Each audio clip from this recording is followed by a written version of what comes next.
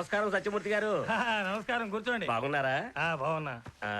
రాఘవేంద్ర గారు లేరా అండి? లేరండి, కాకినాడ వెళ్ళారు.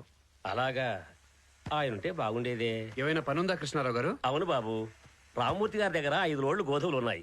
ఇప్పుడు కొనేసి పెట్టుకుంటే మరో నెల రోజుల్లో రేటు బాగా పెరిగే అవకాశం ఉంది. అన్నయ్య ఉంటే ఓ నిర్ణయం తీసుకునేవారు. ఇప్పుడు మాత్రం ఏమైందండి? విష్ణు ఉన్నాడు కదా, కొనేద్దాం.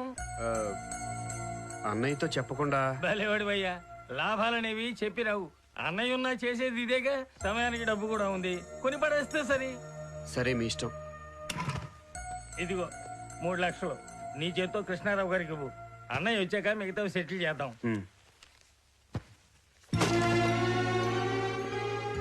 డోర్ జారితే తీసుకోలేము, కానీ డబ్బు జారితే తీసుకోగలం. ఇవి మనకు వచ్చే లాభాలన్నమాట. ఇచ్చేయి.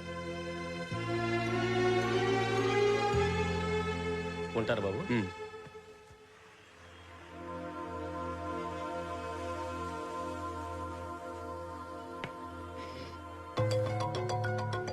ఒంగోలు నుంచి బియ్యం లోడ్ వచ్చింది బాబు, గోడౌన్లో పెట్టేయమని చెప్పాను. అలాగే. అన్న వచ్చాడు.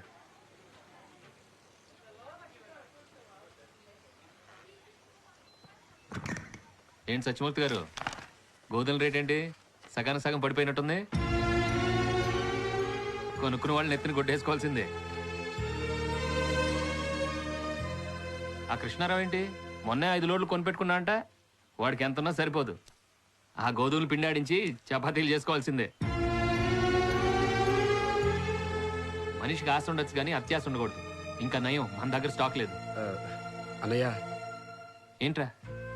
ఏమీ లేదు, ఊరెళ్ళి పాపని కళ్యాణ్ని తీసుకొస్తాను.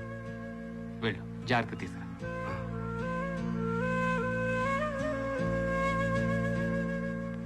వీడొకడు ఏది నాకు చెప్పకుండా చేయడు.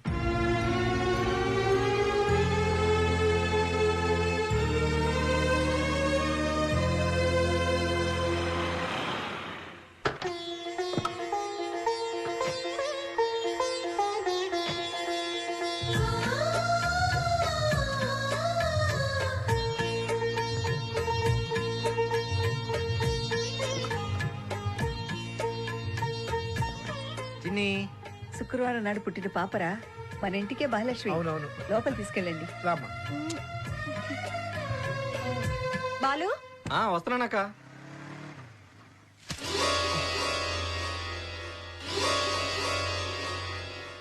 చిచి,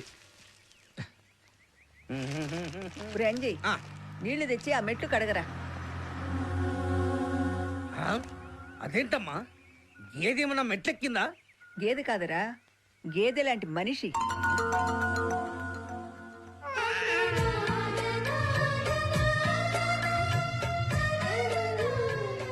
పిల్లలు దేవుళ్ళరా, వాళ్ళని పెట్టాల్సింది కాళ్ళ దగ్గర కాదు, గుండెల్లో.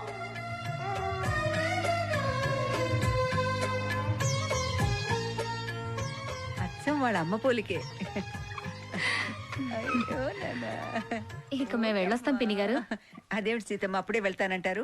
భోంచేసి వెళ్దురు గానిలే. నీకేంటమ్మా, అందరూ కలిసి ఒకే ఇంట్లో ఉంటున్నారు. నాకంత అదృష్టం లేదుగా. ఉన్న 2 కొడుకులు వేరు కాపురాలు పెట్టుకున్నారు. కలిసి ఉండటం విడిపోవటం అన్నది గుమ్మంలో కాలు పెట్టే కోడలు బట్టి ఉంటుందమ్మా. మా పెద్ద కోడల్ని చూడండి, ఈ ఇంటి మహాలక్ష్మి. పిల్లలు లేకపోయినా మమ్మల్ని సొంత బిడ్డలా చూసుకుంటుంది. ఏ ముహూర్తాన గుళ్ళో చూసామో కానీ మాకు బంగారం లాంటి కోడలు దొరికింది.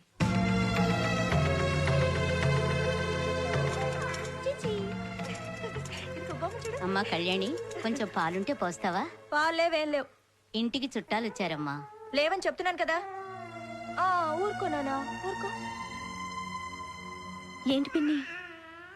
కొంచెం పాలుంటే పోస్తావమ్మా, అనుకోకుండా ఇంటికి చుట్టాలు వచ్చారు. ఉండండి, తీసుకొస్తా.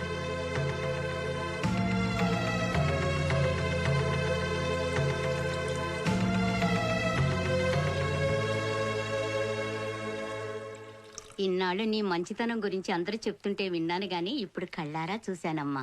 వస్తాను.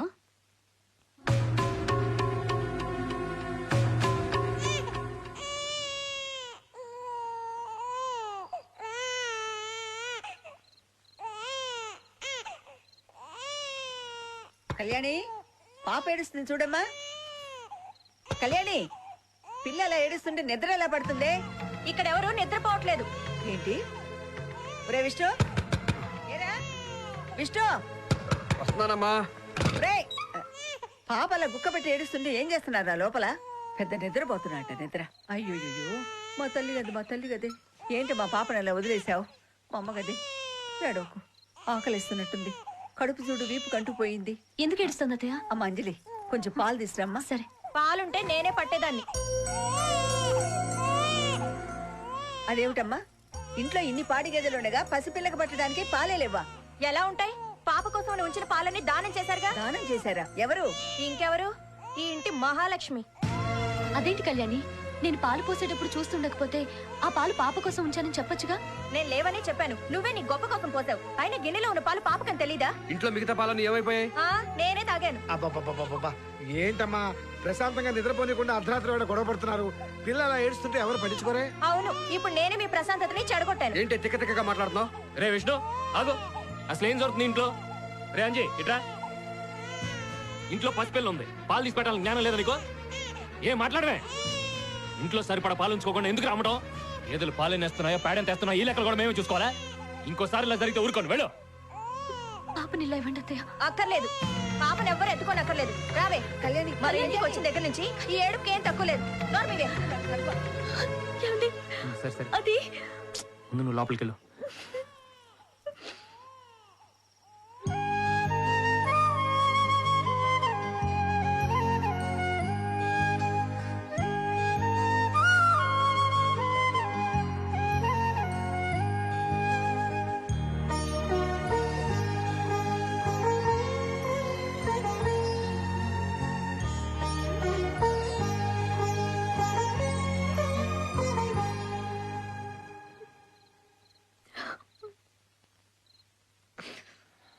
అంజలి, ఏంటి చిన్నపిల్ల?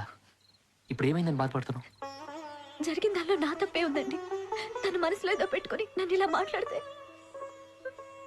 పిచ్చిదానా, నేనేదైనా అంటే నువ్వు బాధపడాలి కానీ తెలిసి తెలియని వాళ్ళ మాటల్ని నువ్వేం పట్టించుకోకు. చూడు, నా జీవితంలోకి కొండంత సంతోషాన్ని తెచ్చిన దేవతరాను. నీ కళ్ళల్లో ఆనందం తప్ప కన్నీళ్ళు చూడలేను. జరిగిందంత మర్చిపో. నా కోసం ఒకసారి నవ్వు. నా కోసం. అదిగో అదే, అదే నా బంగారం.